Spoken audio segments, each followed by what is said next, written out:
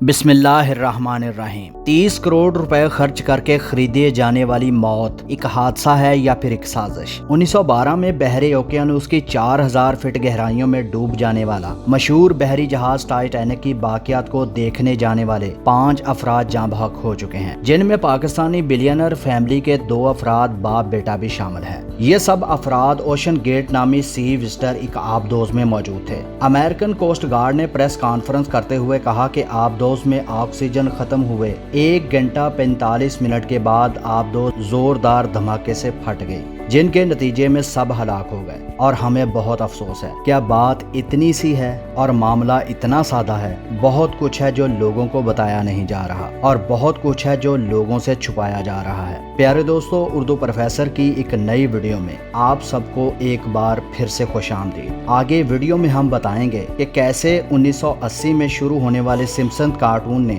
2006 میں اس حادثے کی پیشین گوئی کر دی تھی، اور کیوں اتنی زیادہ سہولیات کے باوجود ٹائٹین اوشن گیٹ آبدوز تباہ ہو گئی۔ ہم بات کریں گے ground reality, facts and figure کے ساتھ، تو مکمل انفارمیشن کے لیے ویڈیو کے اینڈ تک اردو پروفیسر کے ساتھ رہیے گا۔ دوستو، سب سے پہلے بات کرتے ہیں کہ اس اوشن گیٹ نامی آبدوز میں کیا کیا فیسلٹیز تھیں۔ اس کی اونچائی 2.5 میٹر، چوڑائی 2.8 میٹر، لمبائی 6.7 میٹر، اور اس کا وزن 10,432 کلو گرام تھا۔ اس آبدوز میں 5 افراد کے بیٹھنے کی جگہ تھی، 1 پائلٹ اور 4 سی وزٹر، اور یہ زیر سمندر 5.56 کلومیٹر رفتار فی گھنٹہ سے سفر کرتی ہے۔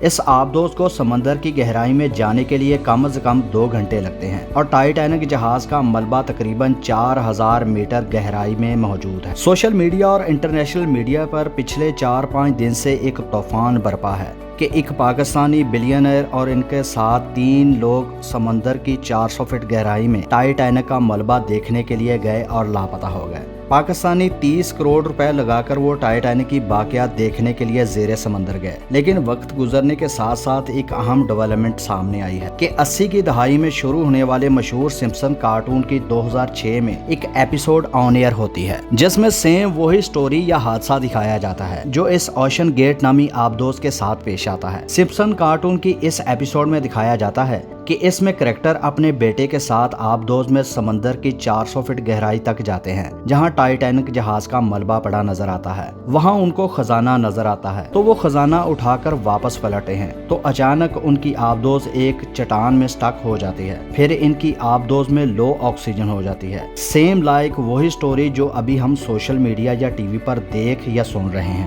یہ بات محض اتفاق ہے یا پھر سازش؟ ایسے کیسے ہو سکتا ہے کہ 17 سال پہلے جو سمپسن کارٹون کے ایپیسوڈ میں دکھایا گیا بالکل ویسا ہی حقیقت میں 17 سال کے بعد ہو؟ سمپسن کارٹون میں پہلے بھی اس طرح کی پیشین گوئیاں کی جا چکی ہیں جو بعد میں سچ ثابت ہوئی ہیں۔ مثال کے طور پر ڈونلڈ ٹرمپ کا امریکی صدر بن جانا، 9/11 کا واقعہ وغیرہ اس میں شامل ہیں۔ امریکن کوسٹ گارڈ کی پریس کانفرنس اور سمپسن کارٹون کی ایک ایپیسوڈ میں اسی طرح کی سیملیرٹی نے بہت سے سوالات اٹھا دیے ہیں۔ سوالات ہی سوالات ہیں، جواب کوئی نہیں۔ ایک فلاسفر نے کہا تھا کہ سب سے بڑا سچ تو وہ ہے جو نہ دکھائی دے اور نہ ہی سنائی دے۔ دوستو، ہمارے چینل کو ضرور سبسکرائب کریں اور ویڈیو کے بارے میں کمنٹ سیکشن میں اردو پروفیسر کو اپنی رائے سے ضرور آگاہ کریں۔ اپنا اور اپنے پیاروں کا بہت سا خیال رکھیے۔ ملتے ہیں اگلی ویڈیو میں۔